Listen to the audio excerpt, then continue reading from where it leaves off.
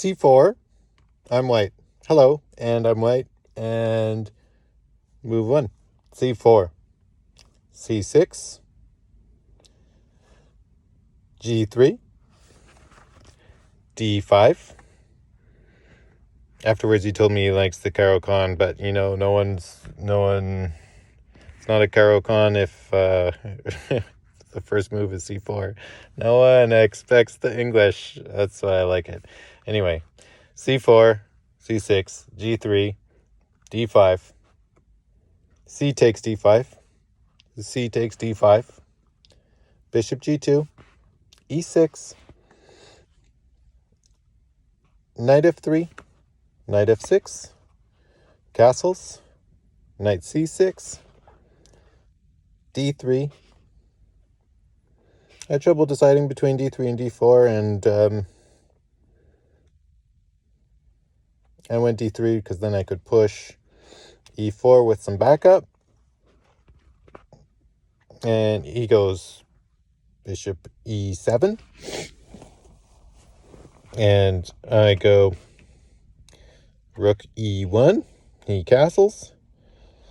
I go e4, which was hasty. It was a bit preemptive, and he saw that. He goes d takes e4. Now I can't take back. Well, if I take back the pawn there right then and there, then he's gonna eat my queen, and then I'm gonna eat his queen with my rook, and then that was bad for some reason. I think. Well, first I'm moving the rook twice, which is bad, and then I think maybe he was defending something. Anyway, so he goes d takes e4, and I go g5, getting him out of the way. And now I've unleashed that light square bishop, and at the beginning I wanted to sort of create some pressure. Now that it's like, okay, I flubbed my center pawns. Now I'll just pretend like I did that on purpose, and just play just actively. Now that I've got this wide open space, I have some active with my rook and everything. And so he goes d takes e4. I go knight g5, and then he takes e takes d3.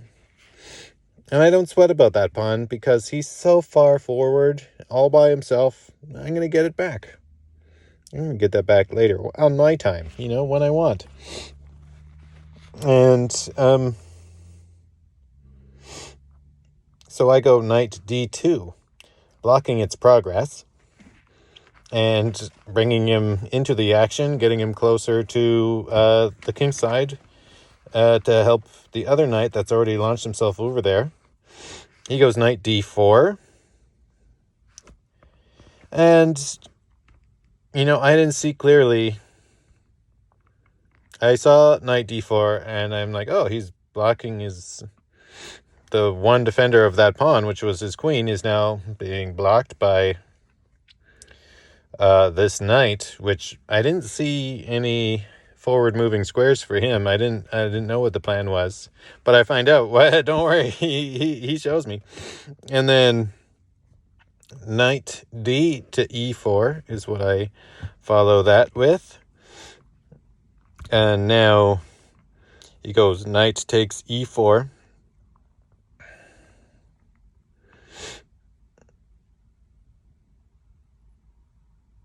Knight takes e4.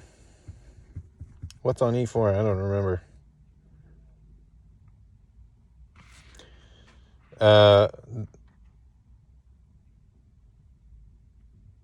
Then I go knight takes e4. And then he goes knight c2. Oh yeah, and there's knight c2, and it's forking my two rooks. It's like, oh geez Louise, I didn't see that.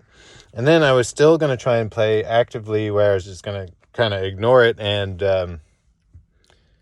get it later, sort of thing, create some sort of activity, but I couldn't really find it, because he could then pull his knight. If I didn't do anything about that pawn, he can always just go back and be defended by that pawn, and his knight can find a way out. So I went bishop d2. So whichever one he took, I could take back. He goes with knight takes e1. He takes my e1 knight, which I moved once already, and it was more active and made sense to take it. So I go queen takes e1. You see, though, if he had taken the a rook, I would have to take back with the queen, and then my queen would be in the corner. This way, my queen got to be more active. Anyway, I don't know, matter of opinion. Then, so I went queen takes e1. I get that knight.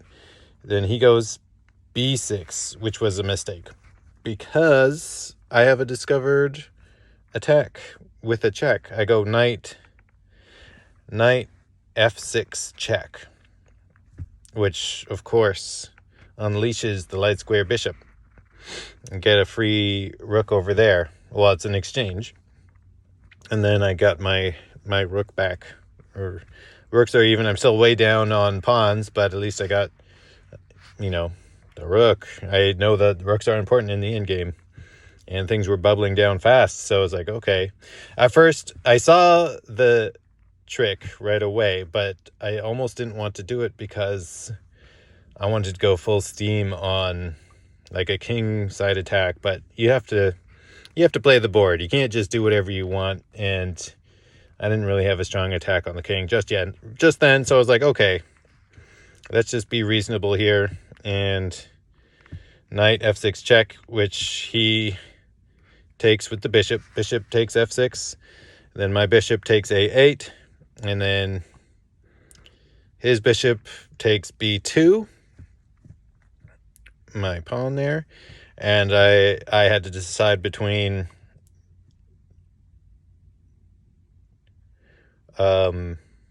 re-attacking his bishop, making him move it. But if I did that, if I just went rook b1, he could slide his queen down and protect it, and then he's got these two active pieces. So it didn't seem useful. I thought better now I should maybe build up some attack on that lonesome pawn. So I went rook d1, and he went bishop a6, trying to defend it and unleashing an attack on my light squared bishop. So I go bishop e4, getting him out of danger and piling on that one pawn. And then he goes bishop c4.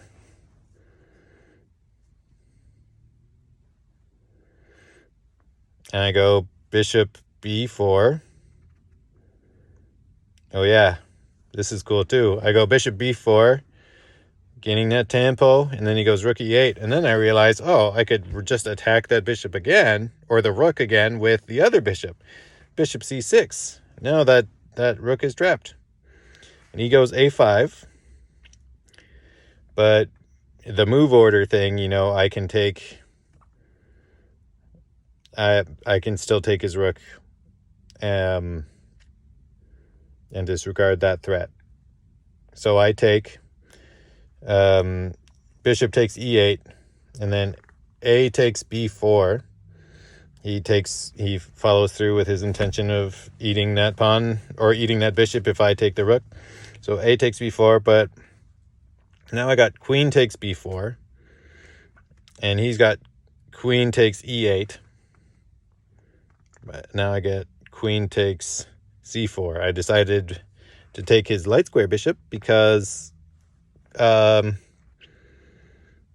it seemed like the better choice, based on I remove the attacker of my a pawn and my everything, all my king and everything is on dark squares. So I felt like, and all my other pieces were on light square. So it made sense to take the light square bishop because he couldn't do anything against my king with his dark square bishop. And his light square bishop would have caused more trouble for me. That's all, I don't want to ramble. And then, so where did I leave off? I'm going to just go rewind a bunch and then what the heck happened? Where am I? Knight f6, check. Bishop takes f6. Bishop takes a8. Bishop takes b2. Starting to see it again. Rook d1. Bishop a6. Bishop e4. Bishop c4. Bishop b4. Rook e8. Bishop c6. a5. Bishop takes e8. A takes b4. Queen takes b4. Queen takes e8. Queen takes c4. Oh yeah, and we're both eliminating our light square bishops. It just made sense. b5. Queen takes d3. Bishop f6. Rook b1. h6. Rook takes b5. Queen a8. Queen b1. Queen e8. a4. g6. Rook b8. Queen d8. Or, sorry. I went rook b8. Oh yeah, it's all over at this point. It has been since I took that second rook. But yeah, rook b8, and he goes bishop takes, or no, he goes bishop d8 to block that, because his queen is pinned against the king. He was going to lose his queen any other way, but I can just pile on queen d1. And then he goes king h7. That's the second time he's newer to the game. I'm not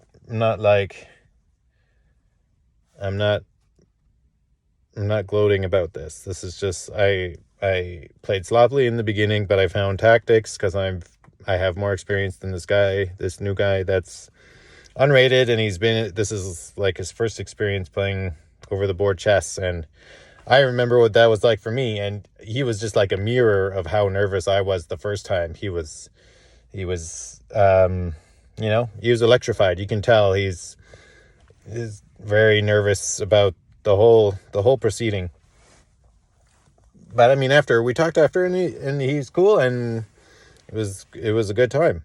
So anyway, queen d1, he goes king h7 because he touched his king. He had to move it somewhere, and then queen takes d8, queen takes d8, rook takes d8, and then he resigned because that was it. And then I had an extra pawn and a rook, and that was it. So,